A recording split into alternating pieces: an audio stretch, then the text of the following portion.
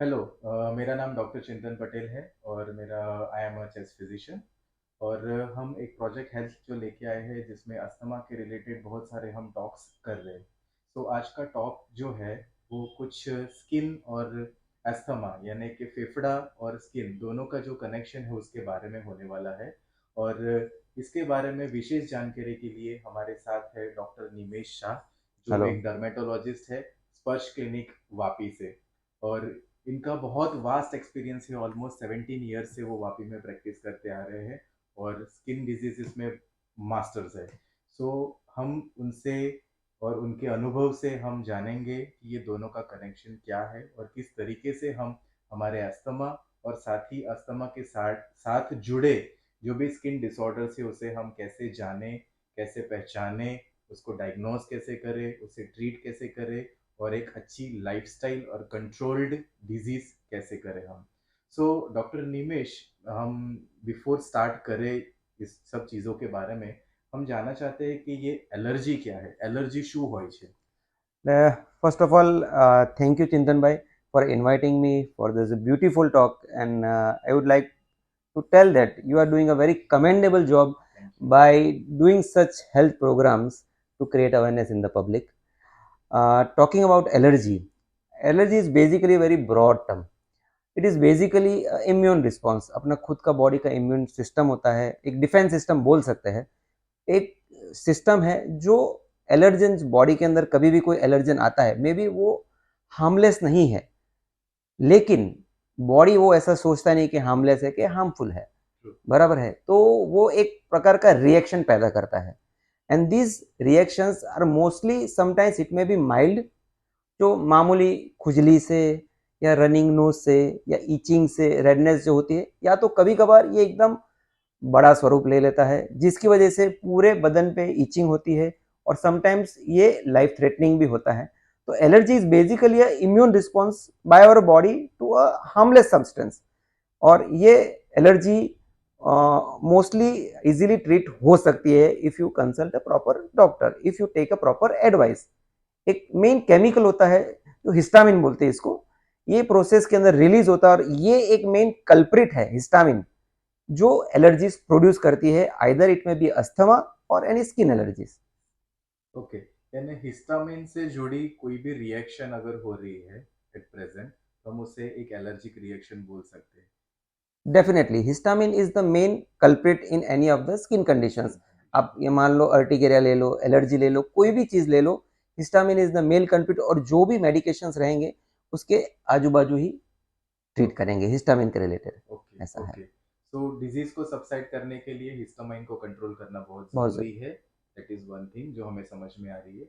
और हमें ये भी पता है कि कई बार एलर्जी के रिएक्शंस या तो बहुत तेज़ी से बढ़ जाते हैं या स्लोली स्लोली बढ़ते जा रहे हैं।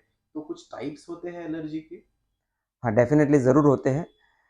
मान लो हम we can broadly classify allergy into two types. एक या तो एकदम अचानक हुआ, ओके। मान लो कुछ आपको काट लिया, तुरंत वो जगह पे रेड हो जाएगा।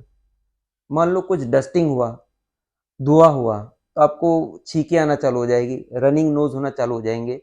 तो वो सब कैटेगरी हम एक्यूट रिएक्शंस में बोल सकते हैं, जो जैसे ही तुरंत कोई एलर्जन बॉडी में हुआ, तुरंत बॉडी रिस्पॉन्ड करेगी। तो ये सब कंडीशन मोस्टली एक्यूट होती है। बॉडी के अंदर मान लो कुछ इन्फेक्शन हुआ, सर्दी खांसी जुकाम, या तो कुछ दवाइयाँ ले ली ओके। जिसकी वजह से वो रिएक्शंस तुरंत पैदा होते हैं। तो वो आइडेंटिफाई करना बहुत ज़रूरी है और वो कभी कभार लाइफ थ्रेटनिंग भी हो सकते हैं। तो उस एक्यूट रिएक्शंस को ट्रीट करना बहुत ज़रूरी है और ये mostly within half an hour to 1 hour के अंदर हो जाते हैं और ये mostly within 3 to 4 weeks के अंदर मोस्टली कंट्रोल हो जाते हैं। ओके। और दूसरे रिएक्शंस होते हैं जो क्रोनिक होते हैं, यानी वो रिएक्शंस जो होते हैं ना, बहुत मान लो एलर्जन बॉडी के अंदर आया तो बॉडी उसको धीमे धीमे रिस्पॉन्ड करेंगे और उसके जो सिम्टम्स है वो स्लोली स्लोली बाहर आएंगे। मे बी वो कभी कभार हफ्ता भी ले लेता है, 15 दिन भी ले लेता है, और मे बी इट में टेक 1 मंथ टू रिएक्ट। और ये क्रोनिक रिएक्शंस बोलते हैं जो रिस्पॉन्स तुरंत नहीं करता। जैसे एक्यूट में कुछ भी हुआ तुरंत रिएक्शन करेगा, इसमें डिलेड रिएक्शन होता है, मे बी 15 दिन या महीना भी लगता है रिएक्शन को आने में। और अक्सर ये जो कंडीशन होती है जो जल्दी पकड़ में नहीं आती है और इसे ठीक करने के लिए प्रॉपर पेशेंट काउंसलिंग की बहुत ज़रूरी होती है। तो क्रोनिक डिसऑर्डर्स वो माइल्ड होते हैं, जैसे एक्यूट जैसे लाइफ थ्रेटनिंग नहीं होते, वो माइल्ड होते हैं, लेकिन वो इरिटेट बहुत करते हैं पेशेंट्स को। इसके लिए क्रोनिक पेशेंट्स जो हमारे पास आते हैं उन्हें प्रॉपर काउंसलिंग की बहुत ज़रूरी होती है। ट्रीटमेंट से सब कुछ ठीक हो सकता है। तो we can broadly classified as acute जो तुरंत होते हैं और क्रोनिक जो कुछ समय के बाद होते हैं। ऐसा है, दो कैटेगरीज हम जरूर बोलेंगे एलर्जी के अंदर जो है इसके अंदर। डेफिनेटली, क्योंकि कई बार ऐसा होता है कि हम भी देखते हैं कि थोड़ा थोड़ा इचिंग हो रहा होता है और हम उसको शायद इग्नोर कर देते हैं, और कुछ टाइम के बाद वो चीज़ें बढ़ती जा रही है और फिर एकदम से चीज़ें बढ़ जाती है। बढ़ जाती तो हैं। उसको आप बोलोगे कि डिलेड रिएक्शन या क्रॉनिकली धीरे धीरे बढ़ते हुए रिएक्शंस। बराबर। तो ये एक में एक एनाफाइलैक्टिक शॉक बोलते हैं, वो डेफिनेटली। क्या होता है? एनाफाइलेटिक शॉक बेसिकली क्या होता है कि ये एक्यूट रिएक्शन में हम बोल सकते हैं, जिसमें क्या होता है कि पेशेंट का जो होता है पूरे बदन पे इचिंग होना, उसके साथ क्या होता है कि स्किन लोकल स्किन डिसऑर्डर्स के साथ सिस्टेमिक यानी बॉडी के अंदर भी रिएक्शंस पैदा होते हैं, जिसकी वजह से क्या होता है कि पेशेंट का एकदम बीपी लो हो जाता है, डिहाइड्रेशन हो जाता है, और कभी कभार ऐसे पेशेंट्स को क्या होता है कि एकदम सांस लेने में तकलीफ होती है। ये सब पेशेंट्स को तुरंत ही आईसीयू में शिफ्ट करना होता है और प्रॉपर ट्रीटमेंट देना जरूरी है। तो एनाफाइलेटिक शॉक एक एलर्जिक रिएक्शन ऐसा है जो कभी निग्लेक्ट नहीं कर सकते, इग्नोर नहीं कर सकते। ओके। उससे ताबड़तोड़ तुरंत ही ट्रीटमेंट देना जरूरी है। ये एक लाइफ सेविंग प्रोसीजर में आ सकती है अगर उसे सेव करते हैं। ओके, यानी कि अगर ऐसे देखा जाए तो कोई भी एलर्जिक कंडीशन को निग्लेक्ट नहीं करना चाहिए हमारे को। डेफिनेटली। अगर एलर्जिक कंडीशंस हो रहे तो या वो एक्यूट है या डिलेड यानी कि क्रोनिक फेज क्रोनिक वाले है। हैं, उसे जानना जरूरी है। प्लस ऐसे में कभी भी हमें एक्यूट रिएक्शन यानी कि एक एनाफाइलेक्टिक रिएक्शन आ सकता है, उसे भी हमें पेरेंट्स को या फिर बच्चे हो या कोई भी एडल्ट हो, उसे ये तीन चीजें ध्यान रखनी जरूरी जरूरी है। है। और ये जो एलर्जिक रिएक्शंस होते हैं, हम जानते हैं कि जैसे एक इन्फ्लामेशन है ये बेसिकली, इन्फ्लामेशन यानी कि है, हमारा बॉडी कोई भी चीज़ को इम्यूनोलॉजिकली रिस्पॉन्ड कर रिस्पॉन्ड रहा है करता तो है। उसे हम इन्फ्लामेशन बोलते इन्फ्लामेशन बोलते हैं। वैसे ही हमारे अस्थमा में होता है कि सांस की नलियों में इन्फ्लामेशन डेवलप होता है। तो ये दोनों का कनेक्शन आप किस तरीके से एक्सप्लेन करेंगे? हैं।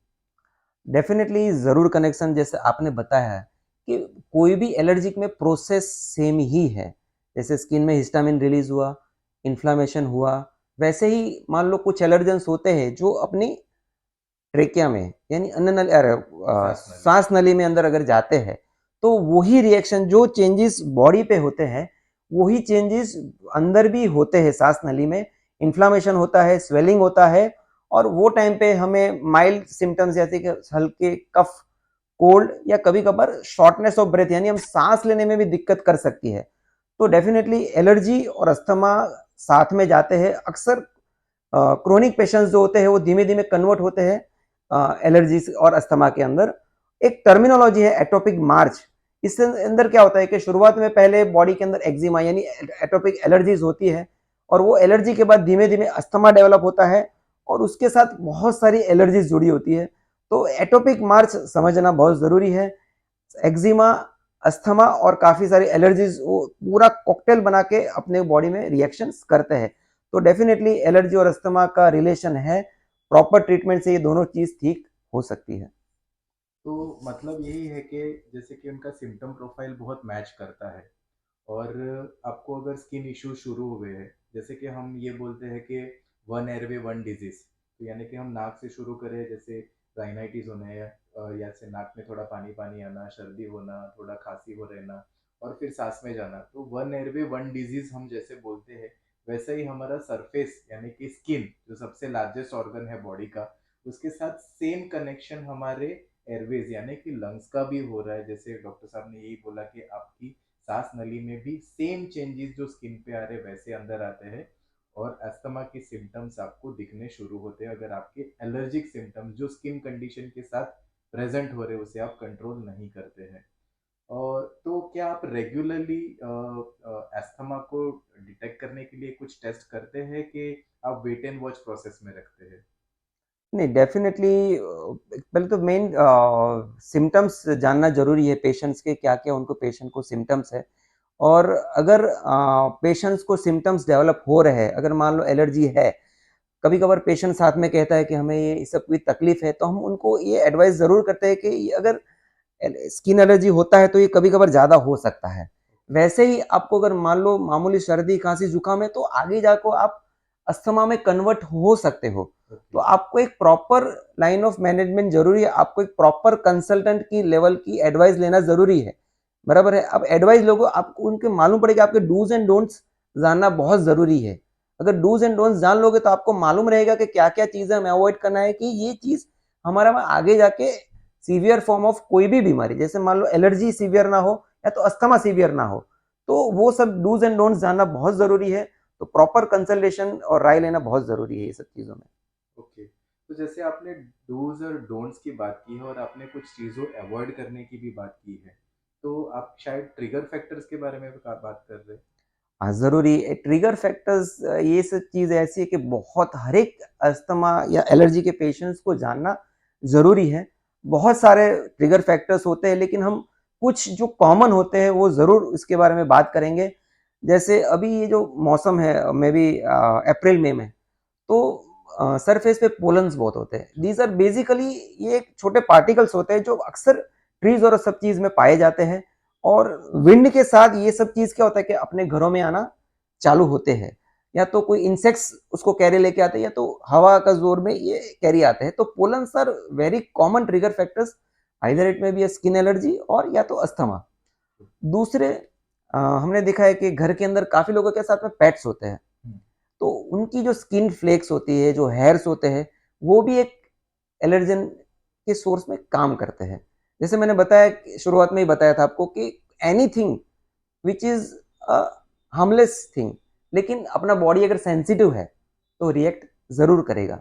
वैसे ही घर के अंदर कुछ एरियाज होते हैं जहां मॉइस्चर होता है, बराबर, जहां मोल्ड्स है, फंगस है, काफी सारे होते हैं। अगर वो सब चीज अगर रेगुलर क्लीनिंग नहीं करते तो वो सब चीज की वजह से भी हमें एलर्जी हो सकती है।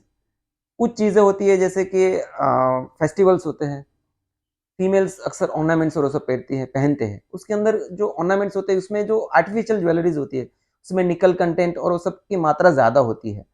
फीमेल्स जो पिंस यूज करती है उसमें निकल कंटेंट के ज्यादा कंटेंट होते हैं, तो वो सब चीज भी एलर्जीज को ट्रिगर करते हैं। फूड, पहला पेशेंट हमारे पास जो भी आते हैं फूड के बारे में, स्किन के रिलेटेड कोई भी स्किन कंडीशन, एलर्जी की बात नहीं करो, लेकिन any kind of skin disease में अक्सर फूड का जिक्र जिक्र जरूर करते हैं।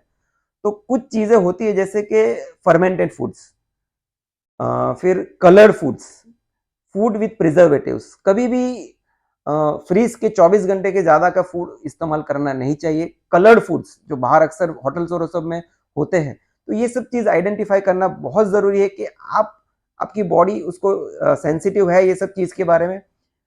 दूसरा, फूड में किसी किसी को मिल्क या मिल्क प्रोडक्ट से होती है, किसी किसी को एग से होती है, किसी किसी को फिश से होती है, यानी लिस्ट लंबी है। पीनट से किसी किसी को होती है, लेकिन वो हर एक के हर एक जन को होना जरूरी नहीं है, तो वो आपको आइडेंटिफाई करना बहुत जरूरी है। कभी कभार कुछ ड्रग्स होते हैं जैसे कि simple pain killers. Pain killers एक ऐसी चीज है कि जो किसी किसी को एलर्जीज करते हैं, जरूर करते हैं। तो वो हर एक मैं अक्सर एलर्जी के पेशेंट को एक सलाह देता हूँ कि आप एक नोट रखिए। मे बी पहली बार आता है, दूसरी बार आता है, लेकिन वही चीज जब धीमे धीमे क्रोनिक होना चालू हो जाती है, may be more than 6 month, 6 weeks, 1.5 महीना, तो पेशेंट्स को मैं जरूर सलाह देता हूँ कि आपके, अगर हो सके तो आपके ट्रिगर्स को आइडेंटिफाई करिए, बराबर। कभी 50% केसेस में अक्सर कभी कभार ट्रिगर्स मिल जाते हैं, तो वो सब चीज है। तो ओवरऑल अगर हम बात करें, किसी किसी को हमने देखा है कि आफ्टर एक्सरसाइज एकदम स्वेटिंग और सब की वजह से भी एलर्जी होती है, किसी किसी को अभी गर्मी के मौसम में, किसी किसी को गर्म पानी से होती है। So there are multiple reasons for allergy. So proper history taking, जब पहली बार हमारे पास पेशेंट आते हैं तो ये प्रॉपर हिस्ट्री टेकिंग बहुत जरूरी है। अगर हम हिस्ट्री लेंगे तो अक्सर हम कभी कभार हमारा आधा काम उधर ही हो जाता है। अगर वो ट्रिगर है, मालूम है, उसे अगर छोड़ देते तो patient with in 2 to 4 weeks में नॉर्मल हो जाता है। तो ये सब ट्रिगर फैक्टर्स जो मैंने बताया वो काफी कॉमन है, तो ये सब चीज में जानना जरूरी है आपका कौन सा है, ठीक है। तो और प्रॉपर हिस्ट्री टेकिंग जरूरी है जब भी कोई पेशेंट एलर्जी का आता है, तो उसमें से मैंने बताया 50% काम हमारा उधर ही हो जाता है। यानी कि ये ट्रिगर फैक्टर्स को हमें अवॉइड करना बहुत ज़रूरी है, बहुत तो जरूरी हम है, जो एलर्जिक इश्यूज है उसको अच्छी तरीके से कंट्रोल कर सकते कंट्रोल हैं। कर सकते हैं। और जैसे आपने ये सारे ट्रिगर्स की बात करी है, तो same happens with asthma also, yes, यानी कि डेफिनेटली। स्किन इश्यूज और अस्थमा इश्यूज भी कैसे ये ट्रिगर फैक्टर से ही बढ़ते हैं, जिसमें मेन एक आ जाता है हमारा डस्ट आ जाता है, सेकेंड इज पोलन्स आ जाते हैं, एनिमल पैट्स यानी कि जो भी पैट्स उनका जो फर होता है उससे एलर्जीज होते हैं, ये जो भी एनवायरमेंटल एक्सपोजर ऑफ इंडस्ट्री हो या वेहिकुलर डस्ट है उसका एक्सपोजर हो गया, केमिकल्स, मेडिसिन, ये इससे बहुत सारी, हर एक को एलर्जीज होगी ऐसा नहीं है, ये बहुत सारे फॉर्मेट्स जो है, हर एक ये इंसान जो है वो इससे एलर्जन होगा ऐसा नहीं है।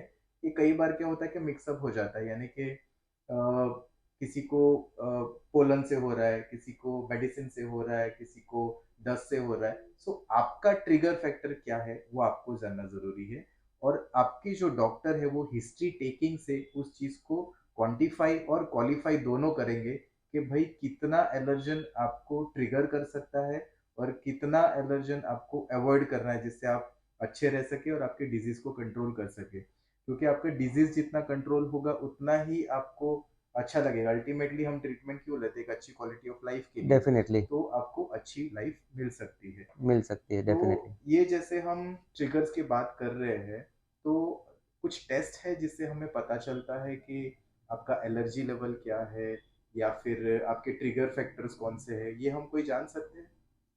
देखो, to be very frank, urticaria और एलर्जीज जो होता है ना, they are very easy to diagnosed, but they are very difficult to treat. क्योंकि सबसे बड़ा प्रॉब्लम ये है इसके अंदर चिंतन भाई कि ये एलर्जी फाइंड आउट करना बहुत मुश्किल है। बेसिक टेस्ट से हम शुरुआत करते हैं, जैसे कि सिंपल ब्लड काउंट से। तो मान लो बॉडी के अंदर इन्फेक्शन है, तो आपका डब्ल्यूबीसी थोड़ा शूट अप होगा। वो एक है, बॉडी के अंदर इओसिनोफिल्स की अगर मात्रा ज़्यादा है तो आपका एलर्जी शूट अप ज़्यादा होगा। कुछ बीमारियां जैसे कि ऑटो इम्यून डिजीज, ये भी एक प्रोसेस है, इम्यूनोलॉजिकल प्रोसेस है। तो कुछ बीमारी होती है जिसके अंदर एलर्जीज बढ़ती है, जैसे कि थायराइड टेस्ट कॉमनली हम कराते हैं अक्सर क्रोनिक पेशेंट्स में, बिकॉज ये एक्यूट कंडीशंस नहीं है। तो थायराइड टेस्ट कराते हैं। फिर कुछ टेस्ट जैसे आते हैं, कुछ लीवर फंक्शन टेस्ट और कुछ बेसिक टेस्ट कराते हैं, जिसकी वजह से क्या होता है कि अगर डिरेंजमेंट है बॉडी के अंदर तो वो भी एलर्जी प्रोड्यूस कर सकता है। हाँ, तो ये सब चीज़ बेसिक टेस्ट है। कुछ स्किन प्रेक टेस्ट आते हैं, जैसे कि दे हैव स्मॉल सॉल्यूशंस होते हैं स्किन प्रेक टेस्ट है। वो सॉल्यूशंस बेसिकली उसके अंदर एलर्जेंस होते हैं। एक कॉकटेल बनाते हैं, उसके अंदर एलर्जेंस होते हैं और वो हमारे स्किन के ऊपर हम ये रखते हैं और उसको वेरी सिंपली उसको प्रिक करते हैं। तो वो क्या एलर्जेंस स्किन के अंदर थोड़ा जाता है। अगर मान लो वो चीज की वजह से, जिस चीज की वजह से आपको रिएक्शन वो जगह पे रेडनेस हो जाती है, उसका मतलब है कि आपको ये चीज एलर्जी कर रहा है। तो स्किन प्रिक टेस्ट एक कॉमनली कराया हुआ टेस्ट है। कुछ पैच टेस्ट आते हैं, उसमें भी बेसिकली कुछ एलर्जेंस ही होते हैं जो अपने बॉडी के ऊपर अराउंड 48 आवर्स चिपका के रहने देते हैं, बराबर। और धीमे धीमे बॉडी इम्यूनोलॉजिकली प्रोसेस करता है, रिएक्शन करता है, और मान लो जहां जगह पे लाल हुआ, रेड हुआ, तो मान लो कि हो सकता है कि आपको ये चीज की वजह से एलर्जी हो सकते हैं। तो कॉमन स्ट्रक्चर्स होते हैं जो, जैसे इसके अंदर थोड़े फूड कंटेंट्स आ जाते हैं, केमिकल्स आ जाते हैं, कुछ चीजें कॉमनली वो लोग अंदर डालते हैं जिसकी वजह से हमें मालूम पड़ सकता है ये चीज की वजह से आपको एलर्जी हो सकती है। ब्लड टेस्ट एलर्जी के आते हैं, पर लेकिन उतने वो कंफर्मेटिव टेस्ट हम नहीं गिनते हैं। एक इम्यूनोलॉजिकल प्रोसेस, जैसे मैंने हमने पहले भी बताया है। तो इम्यूनोलॉजिकल प्रोसेस के अंदर क्या होता है कि एक कंपोनेंट होता है आईजीई लेवल। तो आईजीई लेवल बॉडी के अंदर बहुत शूट अप हो जाता है। तो ये एक मार्कर रहता है कभी कभार हमारे स्किन एलर्जीज को आइडेंटिफाई करने की, इनके अंदर आईजीई लेवल ज्यादा है तो हो सकता है इनको एलर्जी की मात्रा ज्यादा हो। ठीक है, तो ये सब बेसिक टेस्ट आते हैं जो हम रेगुलर हमारे पेशेंट्स में शुरुआत में नहीं करता, लेकिन मान लो एक पेशेंट धीमे धीमे क्रोनिक होता जाता है तो ये सब फैक्टर्स रूल आउट करना बहुत जरूरी है, बराबर। अगर एक्यूट है कोई चीज की वजह से तो विद इन 2 वीक्स, मैंने बताया 2 to 4 वीक्स में क्लियर हो ही जाएगा। अगर नहीं होता है तो ये सब टेस्ट कराने बहुत जरूरी है हमें आइडेंटिफाई करने के लिए, कॉज के लिए।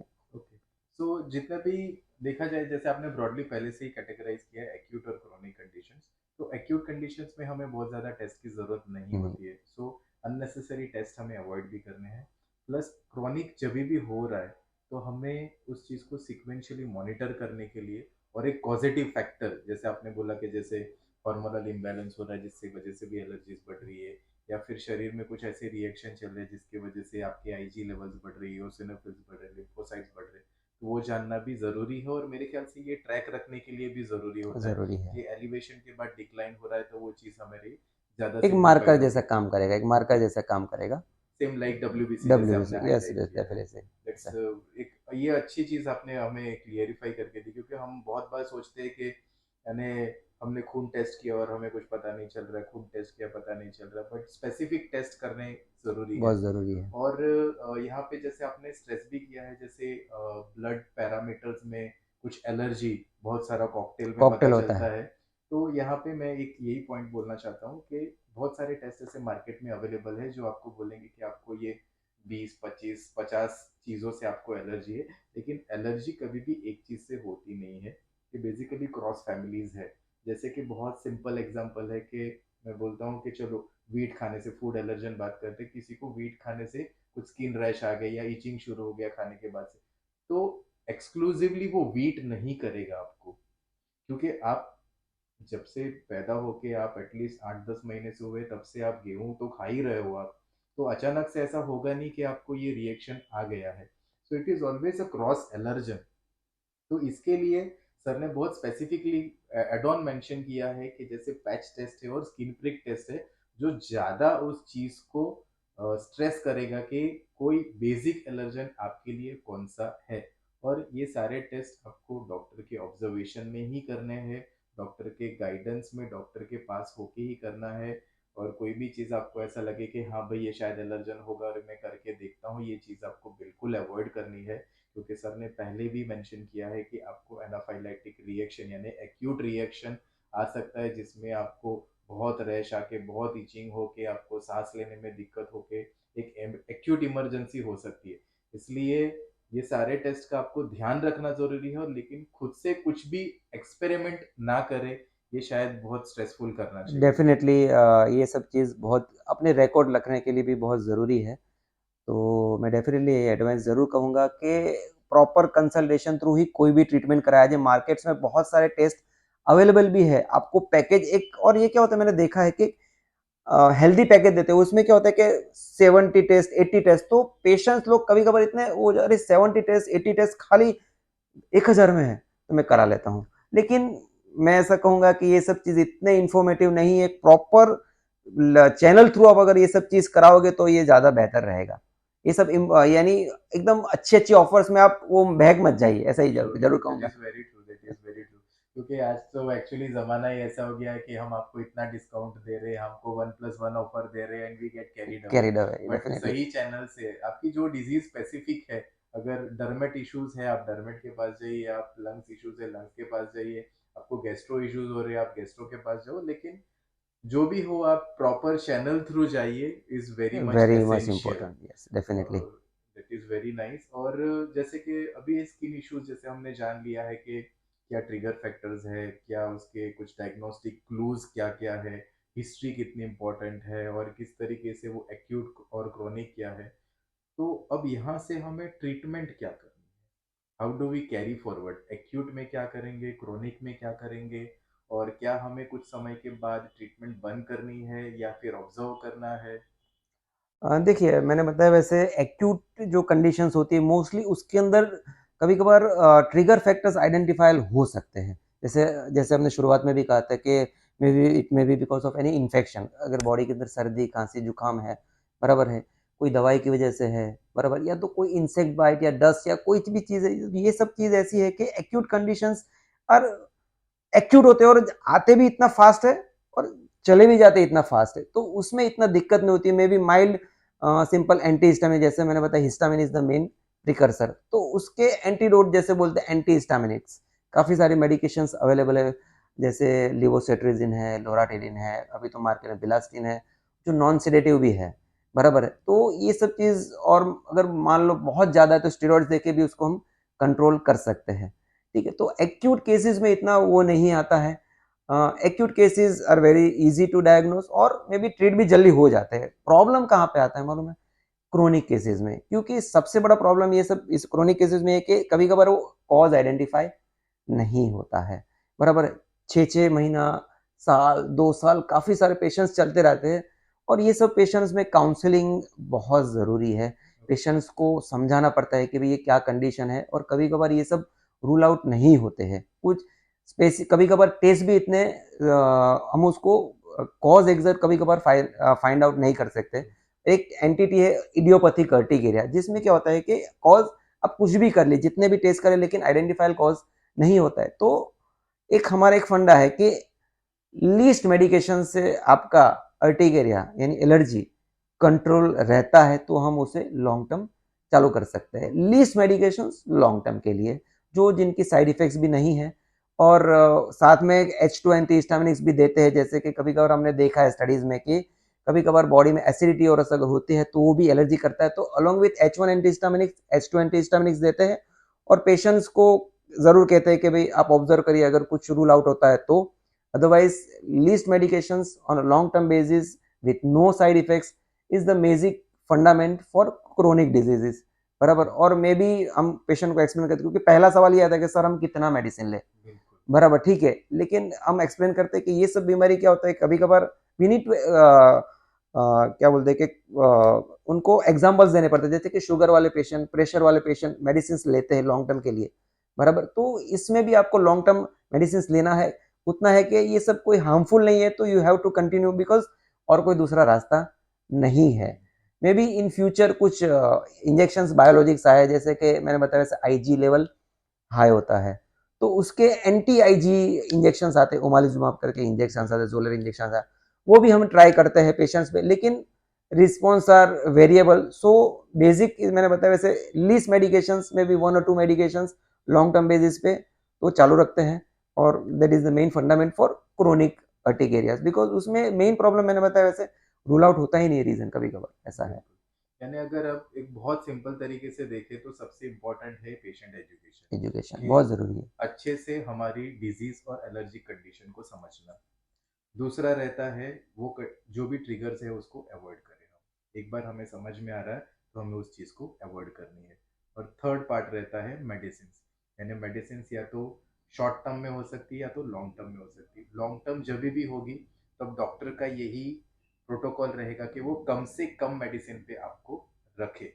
सो पेशेंट एजुकेशन जब होता है तो आपको यही ध्यान रखना है कि आपकी कंडीशन समझ के आपका थेरेपी कितना लॉन्ग टर्म चलेगा, उस चीज़ का ध्यान रखिए। क्योंकि हम बहुत बार यही देखते हैं कि કંટાળો આવે છે, બસ કેટલી દવા લેવાની કેટલી ડૉક્ટર દવા સાહેબ, લેવાની, બસ डेफिनेटली। કંટાળ્યા હોય। तो that is not the solution या आंसर आई गेस। तो आपकी अगर स्किन कंडीशंस क्रॉनिक है तो आप क्रॉनिक थेरेपी लीजिए आपके डॉक्टर के साथ कंसल्ट करके, कि एटलीस्ट वो कंट्रोल में रहे। क्योंकि अगर आपकी ये एलर्जीज और स्किन कंडीशंस धीरे धीरे यानी कि इन्फ्लामेटरी रिएक्शंस बढ़ते जाएंगे तो दूसरे इन्फ्लामेटरी कंडीशन जैसे कि अस्थमा पिक्चर में आ जाएगा। सो ये दोनों को बैलेंस रखना बहुत ज़रूरी है। ये कुछ हो गया ट्रीटमेंट के बारे में सर। कुछ प्रिवेंशन के बारे में आप बताएंगे कि हम इस चीज़ों को कैसे प्रिवेंट कर सकते हैं? अवॉइडेंस तो है ही, बट कुछ शायद लाइफस्टाइल चेंजेस या फिर फूड हैबिट्स कुछ इनकॉर्पोरेट करने ज़रूरी है। देखिए, मैंने अपने अपने जैसे पहले भी बात हुआ था कि काफ़ी सारे ट्रिगर फैक्टर्स है, वो तो हमें अवॉइड करने ही करने हैं।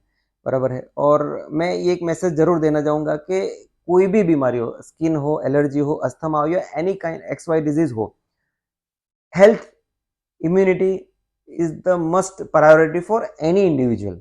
बराबर है। एक healthy lifestyle, healthy sleep, good food habits, 5 days a week at least एक कुछ एक रूटीन रहना चाहिए, एक्सरसाइज और सब ये सब चीजें क्या होता है कि इम्यूनिटी आपकी बूस्टअप करेगी, तो हम उसको काफी सारी चीजों को हम प्रिवेंट कर सकते हैं। ऐसा नहीं है कि जिनका इम्यूनिटी अच्छा है वो बीमार नहीं पड़ते, वो जरूर पड़ते हैं, लेकिन एक चीज ध्यान रखिएगा, रिकवरी टाइम जो इन लोग में होता है ना, वो बहुत फास्ट होता है, वो रिकवरी भी जल्दी करते हैं और मे बी 1 और 2 मेडिकेशन से भी रिकवर कर जाते हैं। तो एक हेल्दी लाइफस्टाइल तो जरूरी ही है।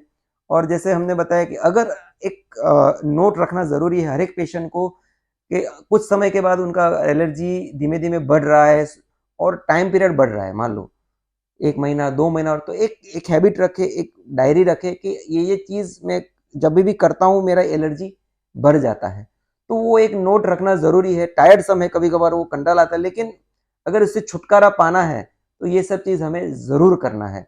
तो avoidance of triggers and a good lifestyle, I think, and a proper consultation and a medication, these are the basic fundament for controlling your any kind of diseases। मैं ये मानता हूँ, जरूर मानता हूँ, डेफिनेटली। बिल्कुल, मुझे आपकी ये बात से मुझे एक बहुत ऐसी फनी सी बात याद आई है, जैसे कि कॉस्मेटिक्स। Yes, okay, definitely. तो हम अपने आप को बाहर से अच्छा रखने के लिए पूरी कोशिश करेंगे, तो महंगे से महंगे प्रोडक्ट्स हम लगा के अपनी स्किन्स को अच्छा रखने जरूरी की कोशिश करेंगे, लेकिन एक बेसिक चीज भूल जाते हैं कि इसका सारा कनेक्शन अंदर से है। अंदर से है। तो जितने अच्छी हमारी हाइड्रेशन रहेगा, जितना अच्छा हमारा फूड हैबिट्स रहेगा, और जितनी, सर ने यही कहा कि फिजिकल एक्टिविटीज हफ्ते में 5 दिन करेंगे, तो आप इंटरनली इतने अच्छे रहोगे, जो आपका रूपांतर बाहर आएगा, आपकी स्किन्स जो है वो ग्लो भी कर दी है, आपको कॉस्मेटिक की जरूरत नहीं पड़ेगी, प्लस इसका जो हीलिंग पावर होता है वो जल्दी बढ़ जाता है। तो थेरेपी ज़्यादा भी नहीं लगती है और मेडिसिन की डोज भी कम रहते हैं। सो आई गेस सर ने ये लाइफस्टाइल के बारे में बात की है, वो डेफिनेटली आप, अगर नॉट ओनली दिस के एलर्जिक कंडीशंस और एस्थमा, बट कोई भी डिजीज है, तो आप ये 2-3 चीज़ों का बहुत ध्यान रखिए, क्योंकि ये ओवरऑल सारी बीमारी का एक ही जड़ है, आपका फूड, आपका वाटर, आपका एयर और आपका लाइफस्टाइल। ये 4 चीज़ें आप सुधारिए, 90% शायद कोई बीमार नहीं पड़ेगा। तो हाँ, मैंने बताया वैसे बीमार पड़ेगा भी तो, लेकिन रिकवरी बहुत फास्ट बहुत होगी। फास्ट हो जाएगी। रिकवरी फास्ट हो गया। बिल्कुल और बिल्कुल। डेफिनेटली मैं जरूर मानता हूँ कि आप भले ऊपर से जितना हो खर्च हो, हमारे पास काफी सारे स्किन पेशेंट्स आते हैं, हेयर के पेशेंट्स आते हैं, हेयर लॉस के लिए, और वो एक ही चीज बोलते हैं कि सर एक अच्छा क्रीम लिख के दो, एक अच्छा हेयर ऑयल लिख के दो। मैं उनको वही बोलता हूँ कि ये क्रीम हेयर ऑयल मैं लिख के दूंगा, लेकिन उसके रूट्स जो है इंटरनल है। ऊपर से तेल शैम्पू या ऊपर से क्रीम बदलने से आपका प्रॉब्लम का सॉल्यूशन नहीं आने वाला है, जब तक आपके बेसिक्स इंटरनली सब चीजें स्ट्रांग नहीं हो जाती है। तो ये सब चीज काफी जरूरी है। एक तो जैसे, और एक आप अच्छा प्रोजेक्ट लेके आए हो फिलहाल, 50 रन डे चैलेंज, तो मैं जरूर चाहूंगा कि अब लोग इसके अंदर ज्यादा से ज्यादा इन्वॉल्व हो और ये एक्टिविटी में आगे बढ़े। बिल्कुल, हमारा एक्चुअली हमेशा से मोटिव यही रहा है कि हम एक तो सही जानकारी लोगों तक पहुंचाए, plus at the same time माध्यम भी ऐसा रखे कि बेसिक, यानी हमें कोई बहुत हाई फंडो लैंग्वेज की बहुत ज़रूरत नहीं है, हम बेसिक गुजराती, हिंदी, इंग्लिश को मिक्सचर करके ही लोकल बताने लैंग्वेजेस में। की कोशिश करते हैं कि अगर कोई भी बीमारी है तो उसे हम जाने कैसे, पहचाने कैसे, उसको समझे कैसे, उसे डायग्नोस कैसे करें, उसे ट्रीट कैसे करें, और ट्रीट करने के साथ जो कुछ लाइफस्टाइल बदलाव और चेंजेस हमें लाना है उस पर ज़्यादा से ज़्यादा हम फोकस करें। और डेफिनेटली जैसे आपने बोला, ये 50 डेज हेल्दी लंच चैलेंज है, ये एक बेसिकली हमारा एक प्रोजेक्ट जैसा है, हम उसको एक चैलेंज भी नहीं बोलते, एक प्रोजेक्ट प्रोजेक्ट बोलते कैसे हैं, है? जो एक सस्टेनेबल हेल्दी लाइफस्टाइल की तरफ फोकस करता है। सो आपने अच्छा एक रिमाइंडर दे दिया मुझे यहाँ पे।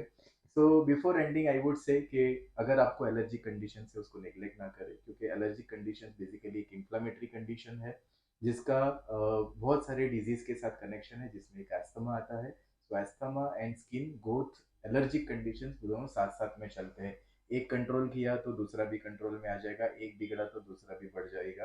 तो ये चीज़ आपको ध्यान रखनी है, प्रॉपर डायग्नोसिस आपका होना बहुत ज़रूरी है कि किन चीज़ों की वजह से आपको ये हो रहा है, यानी कि आपके ट्रिगर फैक्टर्स, और उसको अच्छे से जान के आप उसको अवॉइड करना शुरू कीजिए, क्योंकि वो आपका सबसे पहला ट्रीटमेंट वहाँ होगा। प्लस आपकी ट्रीटमेंट जो है वो एक्यूट कंडीशंस या क्रोनिक कंडीशन के हिसाब से होगी। सो आपके डॉक्टर आपको गाइड करेंगे, आपको थेरेपी कितनी लंबी लेनी है और कितने मेडिसिन आपको लेना है। सो इसमें आप बिल्कुल आलस मत कीजिए, आप एक एक रास्ता बंद करके दूसरा रास्ता चालू मत कीजिए। So that is very important. और doctor Nimesh, before we end, मैं आपसे रिक्वेस्ट करूंगा कि एक हो मैसेज जो एलर्जिक पेशेंट्स को बहुत ध्यान रखना जरूरी है, ऐसा कोई एक स्ट्रॉन्ग मैसेज आप देना चाहे। स्ट्रॉन्ग मैसेज तो वही था, मैंने जैसे आपने ये चीज़ पहले ही ले ली, जैसे कि हेल्दी लाइफस्टाइल के बारे में मैं आखिरी में सबको ये चीज़ बोलने वाला था। प्रॉपर स्लीप, हेल्दी लाइफस्टाइल, ये एक कोई भी बीमारी के लिए बहुत ज़रूरी है। इफ अगर अगर हम बात करें कि स्किन एलर्जीज की, तो स्किन एलर्जीज में हमने ऐसा है कि जो भी अपने ट्रिगर्स को आइडेंटिफाई करिए, उसको अवॉइड करने की कोशिश करिए। जब भी मान लो कुछ रिएक्शंस होते हैं, बराबर है, तो सिंपल आइस एप्लीकेशंस, या तो सिंपल अगर आपके पास आइस न भी है तो सिंपल कोल्ड कंप्रेसेस, बराबर है, या तो एसी में बैठ जाइए, तो एक आराम से एक सूदिंग इफेक्ट आएगा, तो आपके रिएक्शंस टेम्पररी धीमे धीमे कम होने चालू हो जाएंगे। अगर आप पेशेंट है तो कुछ बेसिक मेडिकेशंस आप हमेशा अपने पास रखिए। जब भी आप ट्रैवल करते हो तभी भी आप, क्योंकि ये सब चीज ऐसी है कि जब अपना शेड्यूल चेंज होता है तो कभी कभार ट्रैवलिंग या स्ट्रेस और सबकी वजह से भी ट्रिगर होते हैं, तो ये आपके मेडिसिन हमेशा आपके मोबाइल के जैसा है, हमेशा आपके साथ होने चाहिए। और बस इतना ही कहना चाहूंगा ये माध्यम से कि स्वस्थ रहे और सुस्त रहे, और कुछ भी आपको कोई प्रॉब्लम हो तो आपके कोई भी नज़दीकी डर्मेटोलॉजिस्ट को कंसल्ट ज़रूर करें। अब किसी ने बोला ये कर लो, वो कर लो, उसके चक्कर में ना पड़े, क्योंकि कभी-कभार जैसे मैंने बताया वैसे एलर्जीज़ और धीमे-धीमे ज़्यादा बढ़-बढ़ के उसको लाइफ थ्रेटनिंग भी हो सकती है। तो ज़रूर अपने डर्मेटोलॉजिस्ट को नज़दीकी कंसल्ट करके उनकी सलाह लें, प्रॉपर लें, गाइडेंस लें और ट्रीटमेंट लें। और ये सब चीज़ में कभी आलस ना करें। Thank you. बिल्कुल, ये आपका स्ट्रॉन्ग मैसेज नहीं, पर मुझे तो ऐसा लगता है कि this is a strict follow rule मेरे ख़्याल से होना चाहिए, नहीं, होना अगर चाहिए। डिज़ीज़ है तो। नहीं, डेफ़िनेटली, क्योंकि हमने देखे पेशेंट्स कभी-कभार इतने इरिटेट हो जाते हैं, सर हम काम पे जा रहे हैं, उधर लोगों के सामने खुजली कर रहे हैं। तो कुछ पेशेंट्स इतने स्ट्रेस में आते हैं हमारे पास, तो कभी-कभार ऐसा होता है कि हमें कभी-कभार इन सच पेशेंट्स को कभी-कभार एक साइकियाट्रिस्ट की ओपिनियन भी लेनी पड़ सकती है। इतने स्ट्रेसफुल होते हैं ये सब चीज़, क्योंकि स्ट्रेस हमने स्ट्रेस पे ऊपर इतना भार नहीं दिया, लेकिन एक ये माध्यम से मैं ज़रूर कहना चाहूँगा कि स्ट्रेस भी एक बहुत इम्पोर्टेंट फैक्टर है आज की लाइफ़स्टाइल में, जो हर एक में के जीवन में एक नॉर्मल पार्ट जैसा बन गया है स्ट्रेस। तो स्ट्रेस भी एक कभी-कभार एक ट्रिगरिंग फैक्टर होता है, तो ये मैनेजमेंट भी बहुत ज़रूरी है। तो प्रॉपर ट्रीटमेंट से ये सब चीज़ मैनेज प्रॉपर्ली हो सकती है। ठीक है? बिल्कुल, एकदम सही बात है। इसलिए हम इसके आगे और 2 प्रोजेक्ट जो आगे लेके आ रहे हैं, 2 एपिसोड्स, जिसमें हम स्ट्रेस मैनेजमेंट के लिए योगा को भी इनकॉर्पोरेट कर रहे हैं, और हमारा दूसरा एक टॉक होने वाला है साइकोलॉजिस्ट और साइकियाट्रिस्ट के साथ भी, जो हमें आगे थोड़ी और माहिती देंगे ये डिजीज़ कंट्रोल के बारे में। So I thank doctor Nimesh, thank you very much कि आपने हमें भरपूर नॉलेज दिया एलर्जी के बारे में, और बहुत सारे हमारे जो डाउट्स थे, मिथ्स थे, वो भी बहुत अच्छे से क्लियर किए। और with strong message, thank you very much. Thanks thanks doctor Chintan for inviting for such a talk. ठीक है? Thank you so much. चलो सर।